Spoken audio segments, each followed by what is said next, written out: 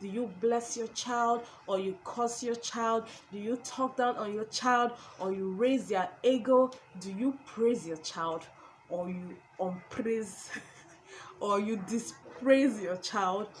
Do you love your child, or you hate your child? So if you want to know all this, do definitely keep watching.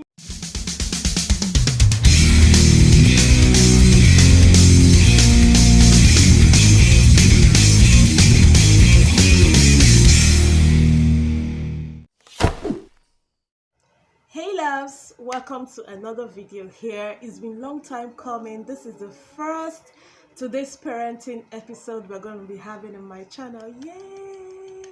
You're welcome on board. Thank you for stopping by, and if you have not subscribed to my channel, or this is the first time you're watching my video, please do well to click on that subscribe button just below here and join the family. Thank you. So guys, how are we all doing? How are we holding up with the pandemic? Guys, a lot of people are dying, some are getting healed. The fact that the lockdown was extended is not much of a problem compared to the fact that some people are actually dying. Some are on isolation, like proper isolation. Those that already have this virus, guys, it is not really easy. I can really imagine what you're passing through. But that being said, the main purpose of making this video is, guys, staying at home as a mother with your kids, it can be so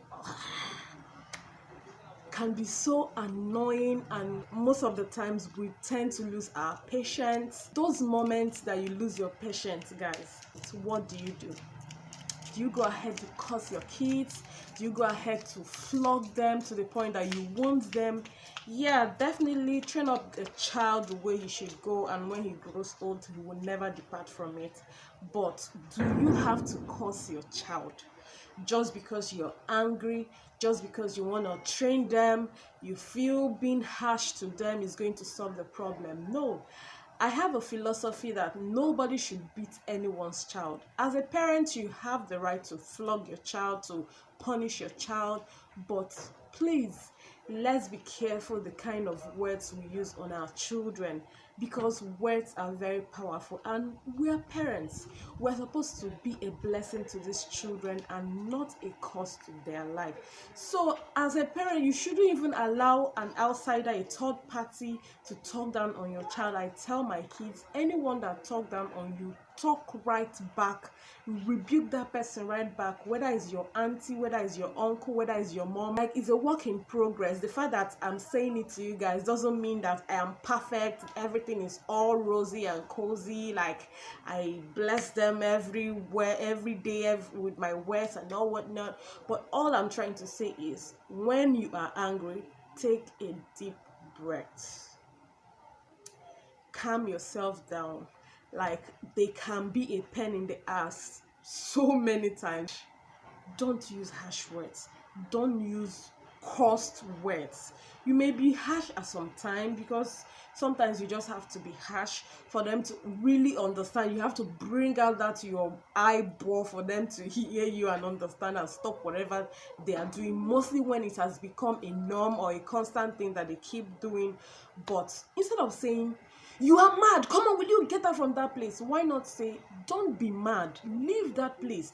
There are ways you can put these words, and it doesn't demean their personality. Yes, they are children, they might be teenagers, you think they don't understand. Okay, let me give you an example. When I was growing up, there are some words you may use constantly, and it gets used to your mouth, that every little time you are using it.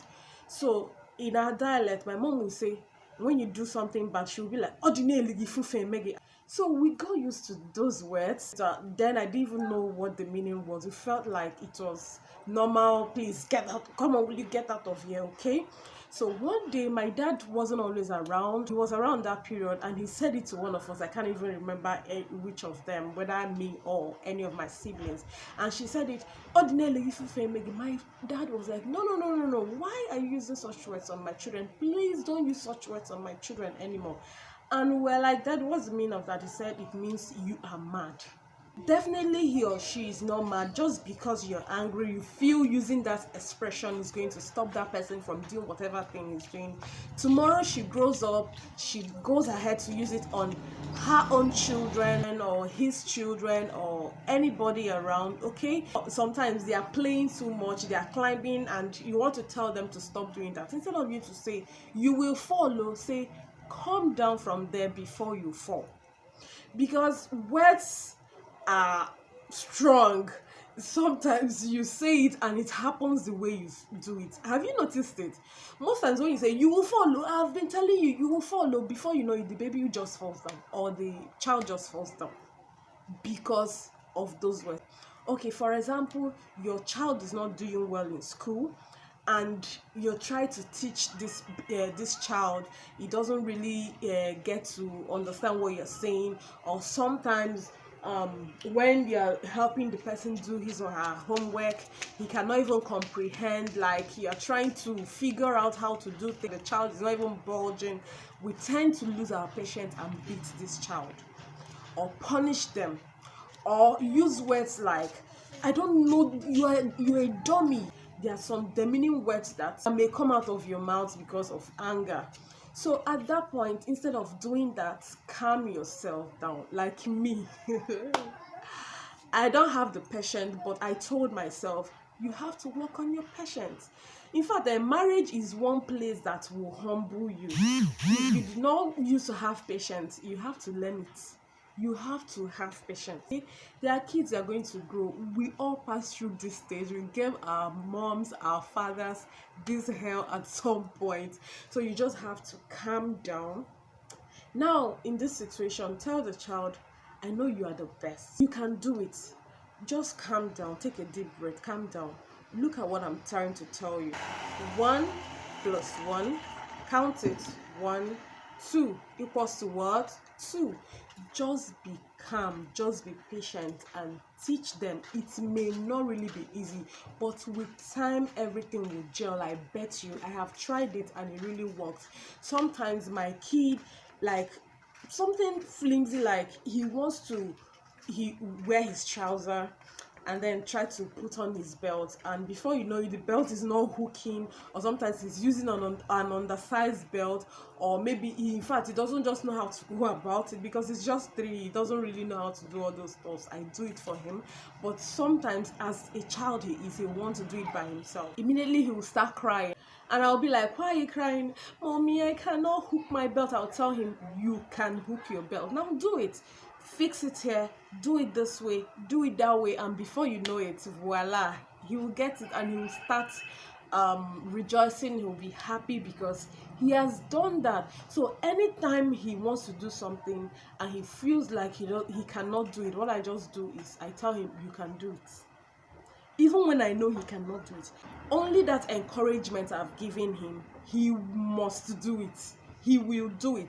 He will make sure that he does that thing and he will do it very well. Like now, do you know he can wear his clothes by himself? I didn't tell him to start wearing his clothes, but anytime I bring out his clothes, he will tell me, Mommy, I can wear it, because these are the words I use for him. Now he knows that he can do all things. Like, I want to teach him the fact that he can do all things. When I'm teaching him his homework or normal random teaching and he's not getting it, most times they are not in the mood, but when they are in the mood, you see their head will calm down. But even when they are not in the mood and you want to make them come to be in the mood, just calm down and tell them that they can do whatever thing. Don't go and start telling them you're a big head, you don't know anything, no wonder your teacher keeps complaining, you play too much, you do this, you do that. It keeps ringing inside your head. Imagine my son, when he wants to do that, I'll tell you cannot do it, leave it. The next day he picks it up, his mind is telling him, Mommy said I cannot do it. For that, he will not be able to do it. But because I say you can do it, he will try to force it. He will try to maneuver it to make sure that he does that particular thing. Even if he doesn't do it well, he will just be satisfied in him. No matter the extent he has done it, he will just be satisfied in himself that he has done it. So also, how we can change some words is by prayers. Pray for your children. You cannot underestimate the power of prayers. We have to pray for our children so that they will go in the right direction. We are seeing the society, how everywhere is turning out. We are blaming the boy child, we are blaming parents, we are blaming society at some point. So when we use all these bad words on them, it always turns back on us. Believe it or not. Sometimes I used to tell my child, will you shut up? I'm watching TV, or I'm listening to something, or I'm doing something. So one day they were watching their cartoon and I was there making call, and the call was kind of loud. Then my son was like, "Mommy, please shut up, I'm watching cartoon." I was like, are you talking to me? She said, "Yes, you're making noise now. Why not go inside the room and answer your call?" I was like, oh my God, these kids can be so annoying. So I remember that is what I used to tell him. Okay, like since then I try to be intentional when I'm angry, when I want to tell him to obey me and all that. So what I just do, I tell him in this situation, if you're also in this situation, what you can do or say to your child is, "Please, can you keep quiet? I'm listening to something. You are disturbing me. You are distracting me."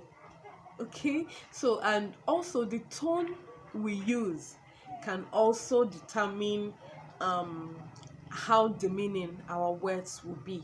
Like, if I want to say, "Can you go inside? Stop playing outside. It's cold. Can you go inside?" "Will you go inside? Don't you know that it's cold? Outside is cold every time you go outside." You see the harsh tone I'm using. At that point, the child is shaking, the child is fidgeting. But what if you say, can you go inside? Outside is cold. Don't stay outside when it's cold. Do you want cold to enter your body? Do you want to be sick? So with this calm voice, the child actually understands. When someone just comes and shouts on you immediately, the first thing in your mind, like me, first thing in my mind is like, he doesn't like me. He shouts on me. So you're kind of passing the message like, "Mommy doesn't like me. Mommy is shouting on me. Even if I'm doing the wrong thing, must she shout?" You know, that kind of thing. So this also brings me to the fact that we have to always let our kids know that we love them. In our words, in our actions, use the term "I love you" as often as you can. Use the term "I love you," "I miss you." Come and hug mommy. Come and peck mommy. Come and kiss mommy. As often as you can, because when these kids learn it, they definitely practicalize it and say it back to you. Of course, you have to let them know that not everybody you should kiss, not everybody you should hug. You're free to hug mommy, you're free to tell daddy "I love you," you're free to, the kind of people that those words, you can use those words on, not on strangers, not on visitors, not on your classmates, because there are some people that you even use such words to and they will misunderstand it. So let's all be passionate over our children. Let's learn how to gift them, no matter how little, during their birthdays, during occasional time. Also teach them to give to you as well, because when they grow, it will not depart from them. It's not only when you beat your child, you flog your child, you give them duka, you shout on them. That is the only way you train up your child to grow well, so that it will not depart from them. Remember, that boy, that girl is going to get married someday, and one day they will remember all that you have taught them, and they'll practicalize it on their spouses. So guys, let's make this world a better place. And I know with you, with me, with everyone, the world will be a better place. Shout out to all those passing some trial time now for the COVID-19 issue. Shout out to the family that have lost one or two persons. Thank God for those that at this point are negative. Thank God for your lives. Thank God for healing. So at this point, guys, I'm going to be saying bye bye, and thank you for stopping by to watch my video. See you next time.